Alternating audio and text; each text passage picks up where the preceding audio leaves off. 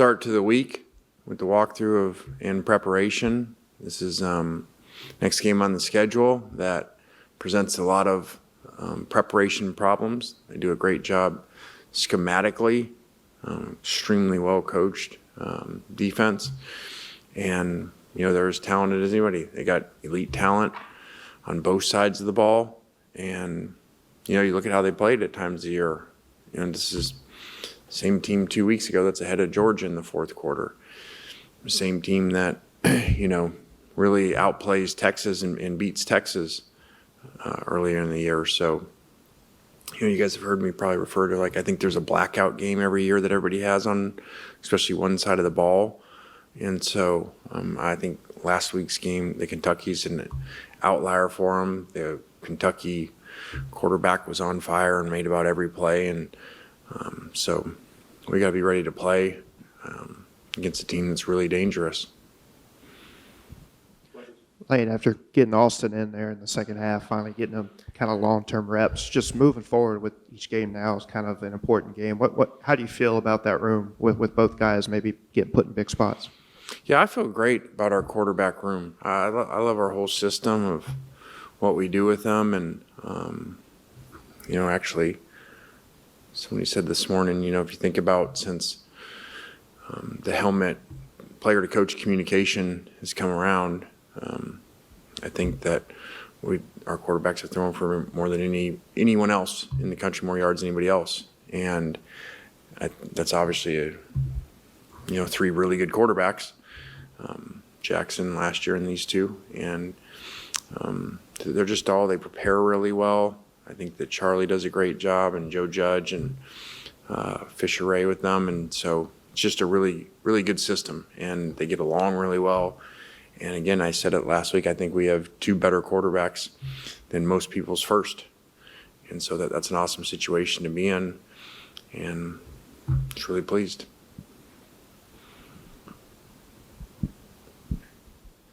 Have you brought up last year's game at all as a source of motivation? There's some similarities. No, and maybe there is, just because we're ranked or something like that. But these teams are so different every year, especially ours. They have a lot of the same players, but most teams are different because of the portal. These guys are heavy high school, so it just doesn't mean very much. We've got to prepare to play. We've got to do a better job in turnover margin. I feel like we're kind of cheating that a little bit, by outplaying teams in other areas or just better players sometimes. And I told them again today, guys, this doesn't sustain the whole season. This is going to get you. We lost the turnover margin again, lost in a number of games. And so we've got things that we've got to fix, and it doesn't matter about who you played last year or the teams and those things.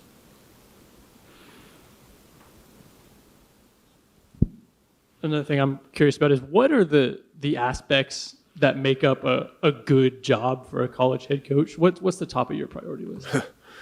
I wasn't ready for that one. I think that's evolved and changed, and there's different things in it. I've said to you guys a couple years ago, I think, and this was before Cap, but I said, I think that it's going to move to, people used to say, okay, when people wanted to hire you or something and interview and what questions do you have, what are your concerns? Okay, people used to say, facilities, how many practice fields, those things. And I said, I don't think, I think that's changed, it's going to change, and it's going to be how much NIL do you have, when it was all collective, how is your collective, how's it run, how much do you have? Because that's before this, that was the salary cap, meaning that's how much money you're going to have.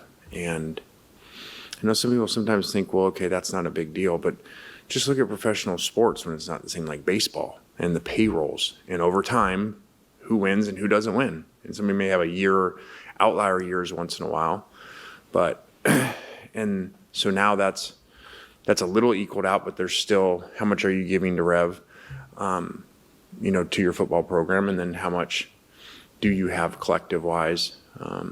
I think it's a big question, but people will talk about it's narrowed, like I heard Coach Saban say, and some stuff has narrowed, and as I've referred to, because you can't stockpile, at those whatever blue bloods you want to call it or refer to it.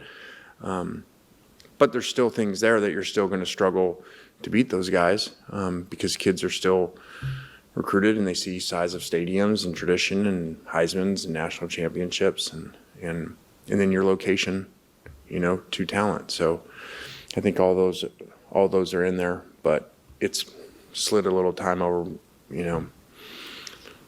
I think when that question probably early was that what is your assistant coach's pool? Now is what is your player pool? I know you brought it up a couple weeks ago that you talked to the team about dealing with distractions and rumors and stuff of that nature. Have you had to do that again specifically with this game this week? I mean, I haven't even talked about it to them, and I haven't had one of them. And I think I'm pretty close to the players where they walk by or they say something, like if it was on their mind, they'd make a joke or something. I don't think it is. I think that they're very focused on what to do. Again, I said it's a different age nowadays. Like when I addressed it a couple weeks ago, and I certainly don't think it was a distraction since. We won Oklahoma, South Carolina, played really well last week. I just said, hey, this is kind of the world that you're in. You guys now are used to this where players didn't used to, I mean, these guys get way more of it than I do. They get calls on Saturday night after games from other coaches talking about next year and how much money they have for them and their plans for them and their system. So I don't think it's that big a deal. You kind of mentioned this in this era. What's more important? Is it the program itself, or is it the coaches that run the program? I mean, Indiana didn't win, and now they're winning with Cignetti. Georgia Tech really didn't win; they're winning with Brent Key. Ole Miss hasn't won the way that it's won with you. Is it the coach that's most important? Yeah, there's not an analytic for that, of what percentage that is. I've always said coaching matters. Kids want to go where they've seen coaches that have produced players that get players better schematically, like the stat we just said with quarterbacks. I mean, if you're a quarterback out there, I would think it'd be a pretty important thing that the quarterback's here throwing for more yards than me, but he wants the helmet communication started. So I think that, that it's just the kid weighs it. They probably weigh the coach, they weigh the school, where is it, the tradition, do I want to live there, and then what am I going to make? And every kid probably has a different scale of what their percentage is of importance.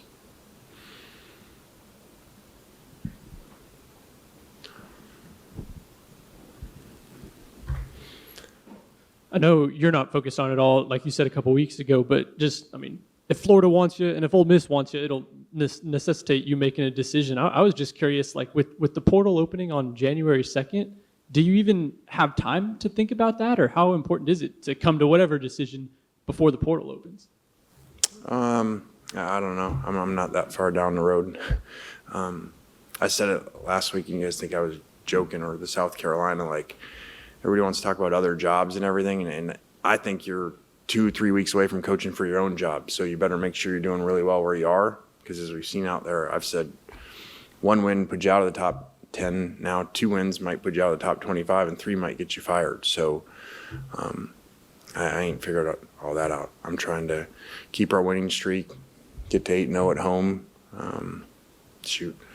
and like I said, I think last week, talking to Landry is really cool that I forgot the stat now, if you're a junior here, and you've gone to all the home games, you've seen 1 loss. If you're a 5th-year senior, you've seen 3 losses, I think, in 5 years. So that's a pretty cool thing. So it'd be awesome to finish this home run for the season with our last home game here. And I think Lagway, just on this next game, I think Lagway is supposed to play. Just what are the challenges, even on a team that's having a rough year, like what are the challenges of going against a guy like DJ who can light it up any given week? Yeah, I think DJ's really what the whole team is, when I say the concerns. Extremely talented at times plays at an elite level, and it is a problem. Like they're basically most of their position groups, extremely talented. At times you watch film and say, man, these guys are as good as anybody in the country. And DJ's like that. So He played great against us 1 year ago. And anytime you got somebody that's got an elite arm and really hard to tackle like him, and can run over you, that's an issue.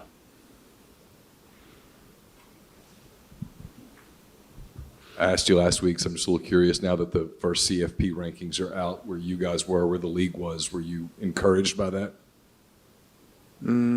I think in some ways a little bit, but I think that some other people have pointed out in other ways no, like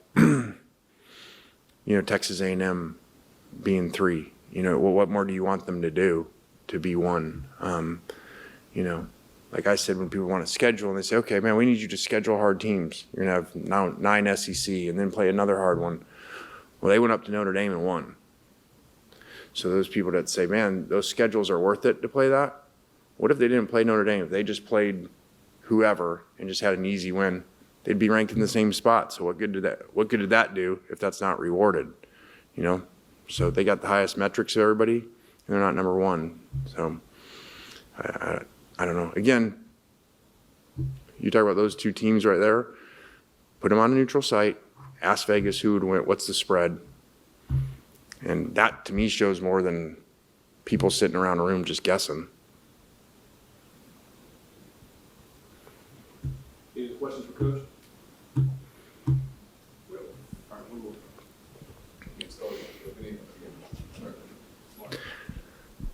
Oxford High School has a playoff game this week. Do you help Knox prepare at all? And if so, how does that prep look the same or different from what you tell your quarterbacks at Ole Miss? That's a better question than yours. I don't much. I stay out of it. I think Coach Cutcliffe does a great job with the team, with the offense, with the quarterbacks specifically. And I just was never going to be that parent because I've dealt with a lot of parents like that, especially that position. So I try to be the refreshing quarterback parent. And at the end of the game last week, in some situations, I was like 20 yards away from Cutcliffe, and it took everything not to say, hey, man, like run this ball to the right here because the field goal, I don't even do that, even as a head coach. So I'm just excited that he gets the opportunity to play. They got such a cool team, and they have all these comebacks, and it was just awesome to watch. And it's just the whole thing's really